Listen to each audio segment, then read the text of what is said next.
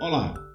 Sempre que falamos em autismo, fazemos uma conexão direta com crianças e acabamos esquecendo que essas crianças vão crescer e vão levar com elas o transtorno.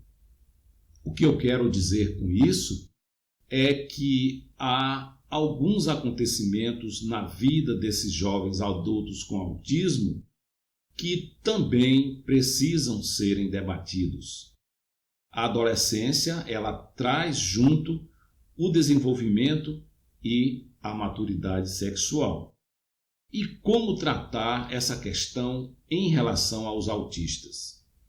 Se você conversar francamente, abertamente sobre isso com autistas adolescentes, você vai perceber claramente que esses autistas, eles têm que enfrentar algumas dificuldades na vivência da sua sexualidade.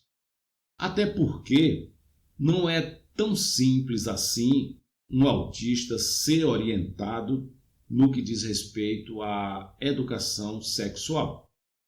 E os pais, atrelados àquela expressão anjo azul, que foi amplamente disseminada e normatizou a infantilização do autismo, eles acabam não percebendo os aspectos da sexualidade dos seus filhos autistas. E é óbvio que, mesmo tendo um desenvolvimento físico e sexual de acordo com os estágios típicos de desenvolvimento natural, existem sim algumas particularidades que não devem ser ignoradas nos autistas.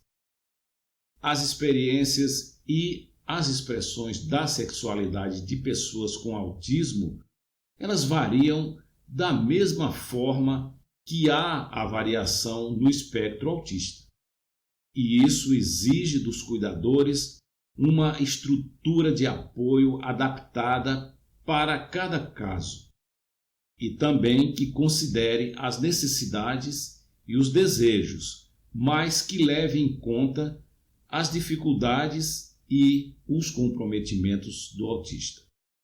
Alguns autistas que não têm comprometimento de fala sugerem que os pais foram condicionados a olharem para eles como anjos azuis e não percebem que eles também têm desejos e têm sentimentos como qualquer outra pessoa.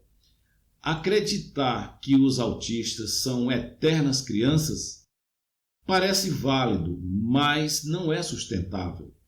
Em conversas com pais de autistas, fica muito claro que eles negam que seus filhos sejam pessoas sexuadas, o que é um grande equívoco. É fato que muitos autistas que têm relacionamentos amorosos, eles têm autonomia limitada, têm restrições para se ausentar de casa sem suporte e também as alterações sensoriais são muito restritivas e comprometem algumas das suas atividades diárias. Mas nada disso impede que esses autistas busquem e que tenham relacionamentos amorosos. É muito difícil para os pais de autistas aceitarem isso, porque aquela lenda da idade mental, ela foi generalizada para todos, e não é bem assim. Em alguns casos, ela realmente importa, em outros, nem tanto. Recomendamos tratar o autista como igual e não tratá-lo a vida inteira como se fosse uma eterna criança. Isso não ajuda em absolutamente nada. A infantilização de pessoas autistas, principalmente daquelas com comprometimento cognitivo, além de dificultar o diálogo entre os familiares, é muito nociva ao desenvolvimento da sua criança autista. É preciso ter muito cuidado com o estigma da idade mental, porque isso vai rotular e vai incapacitar o autista. Ele pode até tentar demonstrar os seus desejos e as suas vontades, mas de tanto as pessoas acharem que são inocentes, eles se retraem e evitam exprimir suas vontades e as suas opiniões.